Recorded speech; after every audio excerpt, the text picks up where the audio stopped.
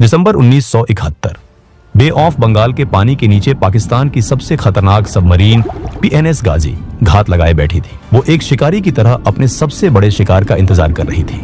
भारत का सबसे ताकतवर aircraft carrier INS Vikrant. Pakistan का प्लान था, जैसे ही INS विक्रांत अपने बेस से बाहर समंदर में निकलेगा, गाजी उसे अपने टॉर्पीडो से उड़ा देगी। लेकिन इंडियन नेवी को कुछ और ही मंजूर था। पानी के अंदर PNS गाजी को छुपे हुए काफी लंबा समय बीत चुका था। सबमरीन के अंदर ऑक्सीजन की कमी होने लगी थी। अंदर बैठे पाकिस्तानी सैनिकों का दम घुट रहा था। इसलिए मजबूरी में गाजी के कैप्टन ने एक फैसला किया। उन्होंने फ्रेश एयर के लिए सबमरीन को पानी के ऊपर ले जाने का ऑर्डर दिया। सबमरीन धीरे धीरे ऊपर जाने लगी, लेकिन ऊपर पहुंचकर जैसे ही कैप्टन ने सबमरीन के टेलीस्कोप से बाहर देखा, उनके होश उड़ गए। भारत का डिस्ट्रॉयर शिप INS राजपुत पूरी स्पीड से सीधा उनकी ही तरफ चला आ रहा था। इसे देखकर कैप्टन बुरी तरह घबरा गया। उसने चीखते हुए तुरंत सबमरीन को वापस पानी के नीचे ले जाने का ऑर्डर दिया, लेकिन तब तक बहुत देर हो चुकी थी। दोस्तों, इस वीडियो में हम आपको बताएंगे कि कैसे भारत ने पाकिस्तान के PNS गाजी को अपने बिछाए जाल में फंसाया, कैसे गाजी खुद ब खुद भारत के चंगुल में आ गई, और कैसे इंडियन नेवी ने INS विक्रांत को बचाने के लिए एक ऐसा शानदार मास्टर प्लान बनाया जिसने पाकिस्तान की इस खतरनाक सबमरीन को हमेशा के लिए समंदर में दफन कर दिया। साल 1947। पाकिस्तान बनने के बाद बंगाल का पूर्वी हिस्सा ईस्ट पाकिस्तान कहलाया, लेकिन इक्वल पॉपुलेशन होने के बावजूद सत्ता और पावर हमेशा वेस्ट पाकिस्तान के हुक्मरानों की मुट्ठी में रहे। वेस्ट पाकिस्तान के लीडर्स ने ईस्ट पाकिस्तान को हमेशा एक कॉलोनी की तरह ट्रीट किया। उनके कल्चर को दबाया गया, उनकी बांग्ला भाषा को कुचलने की कोशिश की गई, जिसने ईस्ट पाकिस्तान के लोगों के दिलों में बगावत के बीज बो दिए थे। साल 1970 आते आते ये बगावत एक ज्वालामुखी बन चुकी थी। पाकिस्तान के जनरल इलेक्शन में शेख मुजीबुर रहमान की पार्टी आवामी लीग ने जुल्फिकार अली भुट्टो को करारी शिकस्त दी। मुजीबुर रहमान के पास बहुमत था, लेकिन वेस्ट पाकिस्तान के मिलिट्री जनरल्स को एक बांग्ला भाषी नेता को अपना प्राइम मिनिस्टर मानना किसी भी कीमत पर गवारा नहीं था। उन्होंने लोकतंत्र का गला घोंटते हुए मुजीबुर रहमान को सत्ता सौंपने से साफ इनकार कर दिया। नतीजा, ईस्ट पाकिस्तान की सड़कों पर सैलाब आ गया। लोग अपने हकों के लिए सड़कों पर उतर आए, और इसके जवाब में 26 मार्च 1971 को पाकिस्तानी मिलिट्री ने वो दरिंदगी शुरू की जिसे दुनिया ऑपरेशन सर्चलाइट के नाम से जानती है। पाकिस्तानी सेना ने ईस्ट पाकिस्तान में मासूमों का कत्लेआम शुरू कर दिया। महिलाओं की इज्जत लूटी गई, बच्चों को संगीनों पर टांग दिया गया। मुजीबुर रहमान को अरेस्ट करके वेस्ट पाकिस्तान की एक अंधेरी जेल में डाल दिया गया। इस खौफ और मौत के तांडव से बचने के लिए लाखों लोग अपना घर छोड़कर भारत की सरहदों की तरफ भागने लगे। कुछ ही महीनों में भारत में रिफ्यूजीज का आंकड़ा 1 करोड़ को पार कर गया।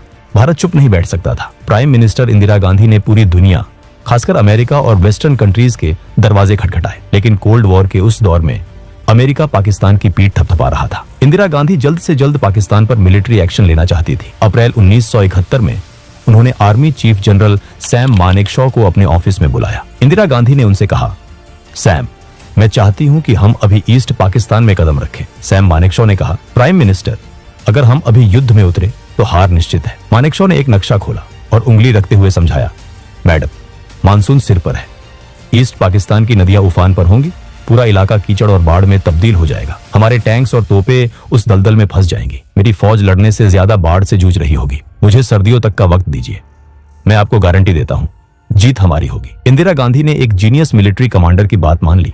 भारत ने डायरेक्ट अटैक तो नहीं किया, लेकिन बैकग्राउंड में तैयारियां ऐसी शुरू हुई कि पाकिस्तान की रूह कांप जाए। भारत ने ईस्ट पाकिस्तान के रिबेल्स यानी मुक्ति वाहिनी को ट्रेनिंग देनी शुरू कर दी। भारतीय फौज उन्हें वेपन्स, टैक्टिक्स और इंटेलिजेंस प्रोवाइड कर रही थी। पाकिस्तानी खुफिया एजेंसी ISI को भी इसकी भनक लग चुकी थी। पाकिस्तान समझ गया था कि भारत उसे एक वॉर में घसीटने वाला है, और इसी वॉर के खौफ ने पाकिस्तान की रातों की नींद उड़ा रखी थी, खासकर भारत के INS विक्रांत के कारण। INS विक्रांत समंदर में एक चलता फिरता शहर था, एक फ्लोटिंग एयरबेस। इस पर तैनात हॉकर, सीहॉक और सी किंग हेलीकॉप्टर्स किसी भी वक्त पाकिस्तान के पोर्ट्स पर मौत की बारिश कर सकते थे। इसके एंटी सबमरीन एयरक्राफ्ट दुश्मन को समंदर के पाताल से ढूंढ निकालने की ताकत रखते थे। पाकिस्तान जानता था कि अगर विक्रांत बे ऑफ बंगाल में पहुंच गया तो पाकिस्तान की नेवी के टुकड़े टुकड़े हो जाएंगे। भारत ने पाकिस्तान को चारों तरफ से घेरने के लिए एक बेहद शानदार माइंड गेम खेला। भारत ने पहले ही अपने एयर स्पेस को पाकिस्तानी जहाजों के लिए ब्लॉक कर दिया था। अब वेस्ट पाकिस्तान से ईस्ट पाकिस्तान जाने के लिए पाकिस्तानी प्लेन्स को श्रीलंका का लंबा चक्कर काटना पड़ रहा था। इसके बाद इंडियन नेवी ने ईस्टर्न फ्रंट से पाकिस्तान का ध्यान भटकाने के लिए वेस्टर्न फ्रंट पर अपनी एक्टिविटी बढ़ा दी। Pakistani navy chief vice admiral Muzaffar Hasan इस जाल में फंस गए। उन्हें लगा भारत कराची पर हमला करेगा। इसलिए उन्होंने अपनी पूरी नेवल पावर को वेस्ट की तरफ लगा दिया। ईस्टर्न फ्रंट यानी बे ऑफ बंगाल में पाकिस्तान के पास गिने चुने जहाज रह गए। यहीं पर इंडियन नेवी ने अपना अगला मोहरा चला और बे ऑफ बंगाल में एक फुल नेवल ब्लॉकेड लगा दिया। ईस्ट पाकिस्तान पूरी तरह से कट चुका था। वहां फंसी पाकिस्तानी सेना को ना हथियार मिल रहे थे न राशन। इधर आईएनएस विक्रांत, जो कुछ समय से टेक्निकल इश्यूज से जूझ रहा था, अब पूरी तरह रिपेयर हो चुका था। वो ईस्टर्न नेवल कमांड में अपनी फ्लीट के साथ तैनात था। 8 नवंबर 1971 को पाकिस्तानी नेवी के रियर एडमिरल अब्दुल वाहिद ने पीएनएस गाजी के कैप्टन जफर मोहम्मद खान को एक सीक्रेट ब्रीफिंग के लिए बुलाया। वाहिद ने कहा, कैप्टन जफर, तुम्हारे मिशन का नाम आईएनएस विक्रांत है। इसे ढूंढो और इसे तबाह कर दो। जो भी हो जाए, विक्रांत जिंदा नहीं बचना चाहिए। गाजी के सभी नौसैनिकों की छुट्टियां तुरंत कैंसिल कर दी गई। सबमरीन में टॉर्पीडो और माइंस लोड किए गए। पाकिस्तान का सबसे खूंखार शिकारी अब बे ऑफ बंगाल की तरफ निकल चुका था। लेकिन समंदर के नीचे चल रही इस हलचल को इंडियन नेवी बहुत पहले ही भांप चुकी थी। चटगांव में पाकिस्तानी नेवल अथॉरिटीज के बीच इंटरसेप्ट किए गए एक छोटे से मैसेज ने भारत को अलर्ट कर दिया था। उस मैसेज में एक स्पेशल ग्रेड लुब्रिकेशन ऑयल की डिमांड की गई थी। एक नेवल ऑफिसर ने अपने सीनियर से कहा, सर, ये ऑयल सिर्फ माइन स्वीपर्स या सबमरीन्स में यूज होता है और पाकिस्तान की कोई भी normal submarine Bay of Bengal तक आने की रेंज नहीं रखती। इसका सिर्फ एक ही मतलब है, पीएनएस गाजी हमारी तरफ बढ़ रही है। ईस्टर्न नेवल कमांड के वाइस एडमिरल नीलकंठ कृष्णन एक जीनियस स्ट्रेटेजिस्ट थे। उन्होंने तय किया कि गाजी को हम नहीं ढूंढेंगे, बल्कि गाजी खुद हमारी बिछाई हुई मौत के जाल में चलकर आएगी। हम विक्रांत को समंदर से गायब कर देंगे। एडमिरल कृष्णन ने अपने कमांडर से कहा, गायब? लेकिन कैसे सर? विक्रांत को अंडमान की सीक्रेट लोकेशंस पर भेज दो। उसकी जगह विशाखापट्टनम पोर्ट पर हम अपना आईएनएस राजपूत खड़ा करेंगे। राजपूत विक्रांत के कॉल साइन और रेडियो फ्रीक्वेंसी का इस्तेमाल करेगा। हम पाकिस्तान को यकीन दिलाएंगे कि राजपूत ही विक्रांत है। आईएनएस राजपूत एक गाइडेड मिसाइल डिस्ट्रॉयर था, जिसके कमांडर इंद्र सिंह थे। एडमिरल कृष्णन ने इंद्र सिंह को अपने पास बुलाया। इंद्र, मैं तुम्हें शेर के मुंह में एक चारे की तरह डाल रहा हूं। गाजी विशाखापट्टनम आएगी और तुम्हें उसे खत्म करना है। कमांडर इंद्र सिंह ने जवाब दिया, सर, मैं वापस आऊं या ना आऊं, लेकिन मैं ये वादा करता हूं कि आईएनएस राजपूत अपना काम करके ही लौटेगा। इसके बाद भारत ने जानबूझकर कुछ ऐसे फेक टेलीग्राम भिजवाए जो पाकिस्तानी जासूसों के हाथ लग सके। विशाखापट्टनम पोर्ट पर अचानक से हजारों किलो राशन, मीट और सब्जियों के ऑर्डर दिए गए। ये सब केवल एक दिखावा था, ताकि पाकिस्तान के स्लीपर सेल्स कराची ये मैसेज भेज सके कि आईएनएस विक्रांत इस वक्त विशाखापट्टनम हार्बर में खड़ा है। 23 नवंबर को कैप्टन जफर के पास पाकिस्तान से मैसेज फ्लैश हुआ, target is at Visakhapatnam, proceed for the kill. Captain Zafar एक मुस्कान के साथ गाजी को विशाखापट्टनम की तरफ मोड़ चुके थे। उन्हें लग रहा था कि वो इतिहास रचने जा रहे हैं, जबकि असलियत में वो मौत के कुएं में छलांग लगा रहे थे। 1 दिसंबर की सर्द रात के 11:40 पीएनएस गाजी बेहद खामोशी से विशाखापट्टनम पोर्ट के नेविगेशनल चैनल के पास पहुंच चुकी थी। समंदर की गहराइयों में छुपी ये सबमरीन भारत के लिए एक बड़ा खतरा थी। कैप्टन जफर ने फैसला किया कि वो पोर्ट के मुहाने पर घात लगाकर बैठेंगे और विक्रांत के बाहर आने का इंतजार करेंगे। लेकिन सबमरीन के अंदर के हालात अब बद से बदतर होने लगे थे।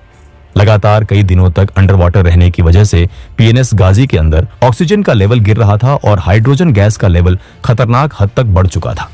गाजी के मेडिकल ऑफिसर ने कैप्टन जफर को चेतावनी दी, कैप्टन, अगर हम कुछ देर के लिए सतह पर नहीं गए तो क्रू दम तोड़ देगा। कुछ सैनिक खून की उल्टियां कर रहे हैं। जफर दुविधा में फंस गए थे। दूसरी तरफ समंदर के ऊपर आईएनएस राजपूत मौत का फरिश्ता बनकर गश्त लगा रहा था। कमांडर इंद्र सिंह ने अपने जहाज की सभी लाइट्स और नेविगेशनल एड्स बंद कर दिए थे। वो बिल्कुल साइलेंट मोड में एक शिकारी की तरह उस इलाके में मंडरा रहे थे। 3 दिन बीत चुके थे, लेकिन गाजी का कोई सुराग नहीं था। 3 दिसंबर 1971 शाम के करीब 5:40 पर पाकिस्तानी एयरफोर्स ने बौखलाहट में भारत के एयरफील्ड्स अंबाला, जोधपुर, पठानकोट और श्रीनगर पर अंधाधुंध एयर स्ट्राइक शुरू कर दी। ऑपरेशन चंगेज खान नाम के इस हमले के साथ ही 3rd इंडो पाक वॉर का ऑफिशियल आगाज हो गया। उसी रात प्राइम मिनिस्टर इंदिरा गांधी ने ऑल इंडिया रेडियो पर देश को एड्रेस किया। पाकिस्तानी वायुसेना ने हमारे शहरों पर हमला किया है। अब हम पर युद्ध थोप दिया गया है। देश एकजुट रहे। इधर विशाखापट्टनम के समंदर में हलचल तेज हो गई। आईएनएस राजपूत को भी तुरंत वहां से निकलकर मेन फ्लीट को ज्वाइन करने के ऑर्डर्स मिल गए। इंद्र सिंह अपनी ड्यूटी पूरी कर राजपूत को पोर्ट से बाहर निकाल रहे थे।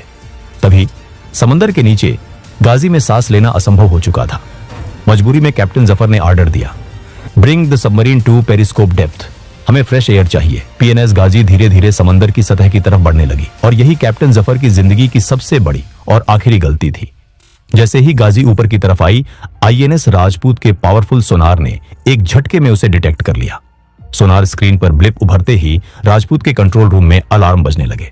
इसके बाद आईएनएस राजपूत पूरी ताकत के साथ उस लोकेशन की तरफ दौड़ा। पेरिस्कोप से झांकते हुए जफर की आंखें फटी की फटी रह गईं। उन्होंने देखा कि एक विशालकाय इंडियन डिस्ट्रॉयर बिजली की रफ्तार से ठीक उनकी तरफ आ रहा है। जफर ने चीखते हुए डाइव करने का ऑर्डर दिया, लेकिन बहुत देर हो चुकी थी। आईएनएस राजपूत ठीक गाजी के ऊपर पहुंच चुका था। Fire depth charges, Indra Singh ने ऑर्डर दिया। राजपूत से 2 भारी भरकम डेप्थ चार्जेस समंदर में गिराए गए।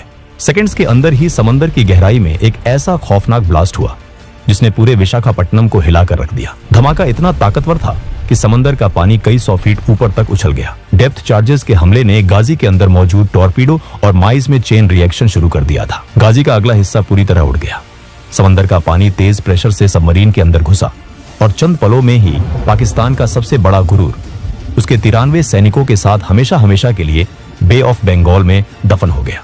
4 दिसंबर की सुबह विशाखापट्टनम के मछुआरों ने समंदर की सतह पर पीएनएस गाजी का मलबा, तेल के धब्बे और पाकिस्तानी सैनिकों की लाइफ जैकेट्स को देखा। इंडियन नेवी की टीम ने घटनास्थल पर पहुंचकर जब मलबे की जांच की तो उन्हें गाजी की टूटी हुई घड़ी मिली, जिसकी सुइयां 4 दिसंबर की रात 12:15 पर हमेशा के लिए रुक चुकी थी। गाजी के डूबने की खबर जैसे ही रावलपिंडी पहुंची, पाकिस्तानी जनरल्स के पैरों तले जमीन खिसक गई। बदनामी से बचने के लिए पाकिस्तान ने दुनिया के सामने एक झूठी कहानी घड़ी कि गाजी अपनी ही बिछाई हुई माइंस से टकराकर एक्सीडेंटली डूब गई, लेकिन सच पूरी दुनिया जानती थी। अब आईएनएस विक्रांत को रोकने वाला कोई नहीं था। 4 दिसंबर को ही विक्रांत ने अपनी असली ताकत का मुजाहिरा किया। उसके डेक से उड़े लड़ाकू विमानों ने चटगांव और कॉक्स बाजार के पाकिस्तानी ठिकानों पर आग की बारिश कर दी। वेस्टर्न फ्रंट पर भी भारत ने ऑपरेशन ट्राइडेंट लॉन्च कर दिया। इंडियन मिसाइल बोट्स ने कराची पोर्ट के अंदर घुसकर पाकिस्तानी डिस्ट्रॉयर पीएनएस खैबर और उनके फ्यूल रिजर्व्स को राख में मिला दिया। पूरा कराची पोर्ट 7 दिनों तक जलता रहा। महज 13 दिनों के अंदर पाकिस्तान के हौसले पस्त हो गए। 16 दिसंबर 1971 को पाकिस्तानी फौज के जनरल नियाजी ने अपने 93,000 सैनिकों के साथ इंडियन आर्मी के सामने घुटने टेक दिए। ये दूसरे विश्व युद्ध के बाद दुनिया का सबसे बड़ा सरेंडर था और इसी के साथ दुनिया के नक्शे पर एक नए आजाद मुल्क का जन्म हुआ, बांग्लादेश। आईएनएस विक्रांत का शिकार करने निकली पीएनएस गाजी आज भी विशाखापट्टनम के पास समंदर की गहराइयों में एक खामोश कब्र बनकर सो रही है। दोस्तों, वीडियो पसंद आया हो तो वीडियो को लाइक जरूर करें और ऐसे ही और वीडियोस देखने के लिए हमारे चैनल को भी सब्सक्राइब करें। तब तक के लिए जय हिंद, जय भारत।